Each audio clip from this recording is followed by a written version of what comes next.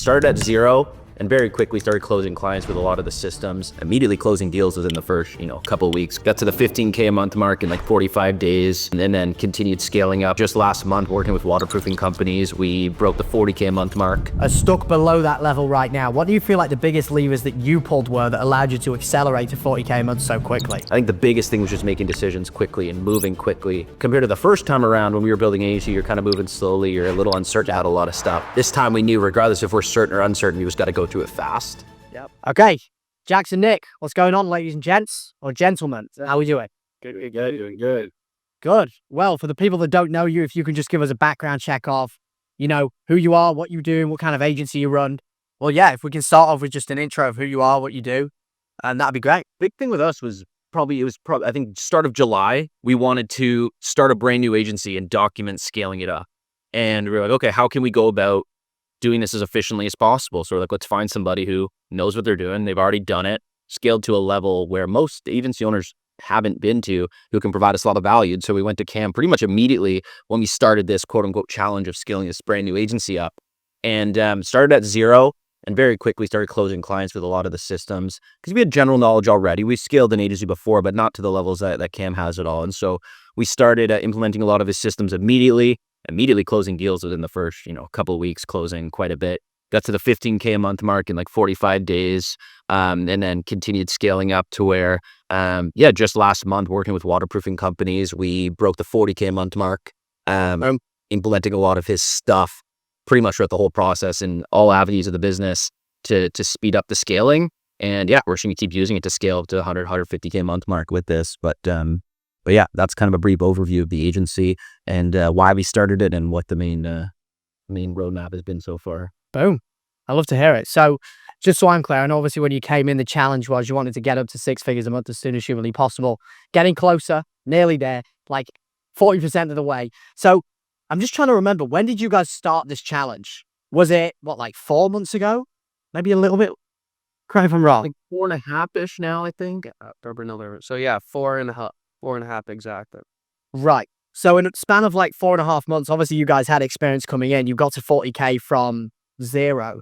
What do you feel like, for people that are watching this that are stuck below that level right now, what do you feel like the biggest levers that you pulled were that allowed you to accelerate to 40K a month so quickly? Yeah, I think, at least from my perspective, I think we'd already made money online. We'd already scaled to, multi 5 figures a month with the agency. So we're already aware of the time and effort and consistency that goes into it, to where we were aware that we're going to make mistakes. We're going to fuck stuff up.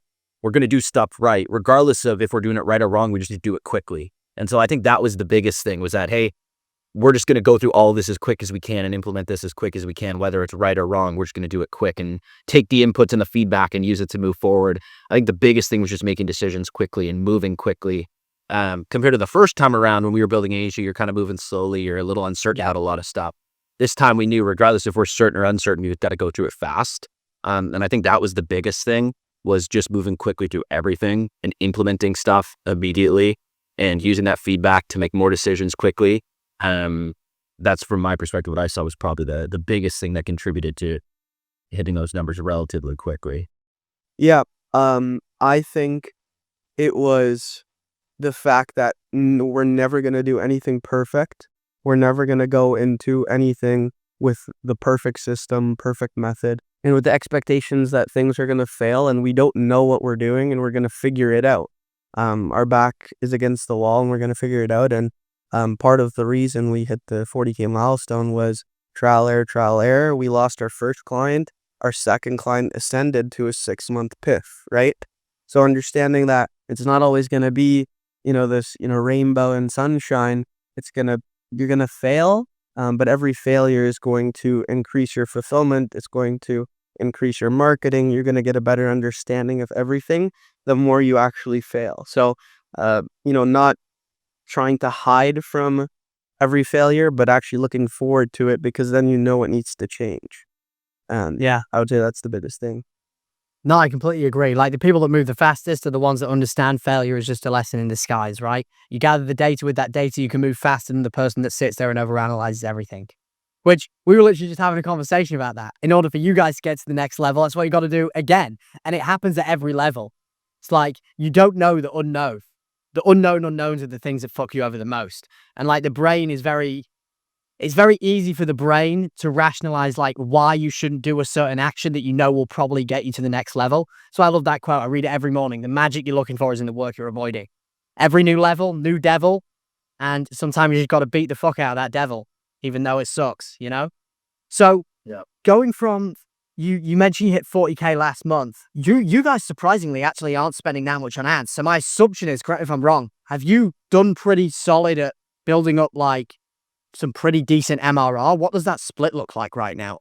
So we started off with pretty much only MRR. And what we realized was just because of how little we were spending, it wasn't viable. So in terms of the MRR, we switched to the PIF model recently. So our last couple closed deals were PIFs. But now that we kind of understand we're spending less than $70 a day on ads, I think the split right now with active clients on MRR is like 20% PIF, 80% MRR, maybe 60-40, which is, we're prioritizing more cash up front now so that we could plug it back into ads and then maybe resume back in the referring model. I mean, I think it's really the best way to do it, right? Like, I don't see any net downside. People argue like, what's better, MRR paid in fulls? But at the end of the day, if you can control and manage your cash flow effectively, you have good finance management systems. At the end of the day, the only reason it would fuck you is if you just spend all your money and you have no idea what you're spending it on, Otherwise, you just pull cash forward 3 months, you reinvest more into ads, you make more money on the front end, there's no downside, you buy your attention. Worst case, the client gets hit by a bus, God forbid anything bad like that happens. You get paid up front for their attention, whether you like it or not. So that's why I'm a fan of it personally. Cool. Yeah, exactly. So they're still retaining. They're still going to pay again in 3 months, right? It's not like it's one time. They're quarterly recurring, aren't we, at that point? Yeah, and on top of that as well, like clients, when you get a paid in full for like 90 days, 4 months, 6 months, clients see the results on a longer time horizon too, which is really important. Like instead of them coming in on a monthly, usually the shorter the billing cycle, the more short-sighted the client is. Where if you get them in on like a bi-weekly, a monthly, they start looking at, have I made a return on investment in 4 weeks' time? Which most of the time isn't probable. Where you have 90 days, especially if you're in an industry like yourself, where my assumption is the ticket size is quite high, the sales cycle is a little bit longer, they might not see an immediate ROI in the span of a week. It might take a little bit longer for some of these deals to follow through, right? Oh yeah, for sure. And we set the expectations clearly that it's very rare that they'll be making a ton right out the gate. But we've had guys where first month they'll make a couple thousand profit, and then second month they'll make 150K front end. And so the first month, is all the slowest. And setting the timeline for being 90 days, huge difference compared to just month to month for sure. Yeah. So I guess coming into the program when you guys were first starting out, what do you feel like the thing is that's helped you the most out of everything inside of the program, out of everything you've been through? Because obviously we've got a shit ton of stuff in there. There's no way you're going to get through everything. Specific part of it itself, and it's more so just how in depth each individual thing is that you need. Like really whatever it is that you're kind of looking for at the time, you just go in, there's like an hour and a half in-depth module on it, right? To where pretty much breaks it down with everything you need, all the systems laid out, very easy to follow and implement. And I think that's probably the biggest thing, was just if there was ever something where like, hey, what's the best way to go about this? Rather than spending time trial and error, you just go find it, watch the video, implement it, and then you're pretty much good to go. And I think it's just the ease of that, being able to find something that covered exactly what you needed for pretty much anything in the business, and then just implementing it exactly as you'd had it and just having it work pretty much right away.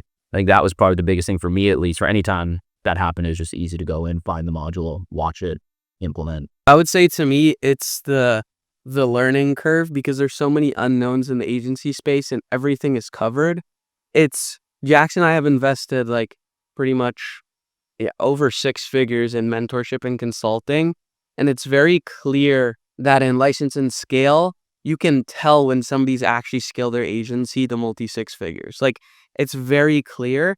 And one of the things that really helped with the base understanding, and I guess this applied to your coaching side because you understood it in the agency, is the SOPs, right? Even if there's like a very complex kind of system or anything, there's always an SOP that covers everything. And like, even if it's the smallest, most simple thing, there's like a 20-page doc that not only I can use, but anybody who I hire on in my team can use, right? So I think that's one of the most valuable things. It's every little thing that you think that, if you wouldn't even know, right, that that's a problem that you're having, you have a solution with a 20-page doc in it. And I think, you're not going to find that pretty much anywhere online. Yeah. I'm actually going to get that tattooed on my neck next week. The SOP Godfather. It's going to go all across the neck. I fucking am. The SOP Godfather. And yeah, just 'cause I've seen some of your YouTube videos before, right? With how in depth you go with the SOP. That was the big thing for us, was like, we were already big on like, hey, making sure we have everything organized and SOP and stuff. Dude, on another level to where, like, I'd pay just for your SOP structure on how you go. The biggest thing threw us in right off the bat was just how systemized you have everything. And also being licensed at scale definitely changes your perspective on some people we paid in the past too. Once you get inside, it's like, okay, yeah, this guy actually fucking makes money with his agency. You know what I mean? Like that's the difference, which is huge, right? Also the weeklies. Another thing, I haven't like taken too much advantage, honestly. Like I need to start joining the roundtable calls on Sunday as well. But I find the weeklies are so helpful because it's literally somebody on your team who you pay to do it, like the call center systems and then your ads call. They're huge. Just hopping on with your, head of marketing or whatever and being able to show him my campaign and walk through. And we had the UTMs tracking now, so we can actually see where people are coming from, and optimizing the creatives from there is I think that's huge as well, because it's not just some random guy or like a that's slapped on the call. It's somebody who's actually doing that for the agency, which honestly I would say is even more valuable than hopping on with you in certain cases, because it's like he's actually doing it, right? Sometimes I watch some of the people that I pay to make these calls back. I'm like, oh fuck, I needed to know that. Like, I pay this guy one-on-one. He's on my team. How did I not know that? Like, Yeah, it means you're hiring good people. that's it, right? You get the right players on the bus, and the bus drives itself as long as you tell them where they need to go. They'll figure it out. They'll fix the tires. They'll get you from point A to point B as fast and efficiently as possible. So, looking into the future now, you guys are at 40K now. I know you said between around the 30, 40K mark. What levers, and I know we were just discussing this, but just for the people watching who are in that range right now, we were just having a conversation about exactly what you guys need to do to get to 6 figures a month. Can you explain exactly what levers you need to pull? This is also to hold you accountable so you can internalize exactly what you need to do as well. So what levers are you going to pull to get to 100K? So first step is setter, because we haven't been on dialing. And then once we have a setter in place, which is going to be same day, essentially, like literally today, spend more. Triple, quadruple our ad spend. Like Cam said, if we're not getting scared, then it's not enough. So get up to like 300, 350 a day from 70 a day. And then once we have the setter and ad spend increase, a shit ton of clients coming through, replace myself from client success, get a CSM in there. And then from there, sales rep, once we're at like 50 to 70K in recurring for closer. Boom. Those are the least set. And then 100K a month, 100K a month. Then we get there. Then we have another one of these, and then we celebrate. Yeah.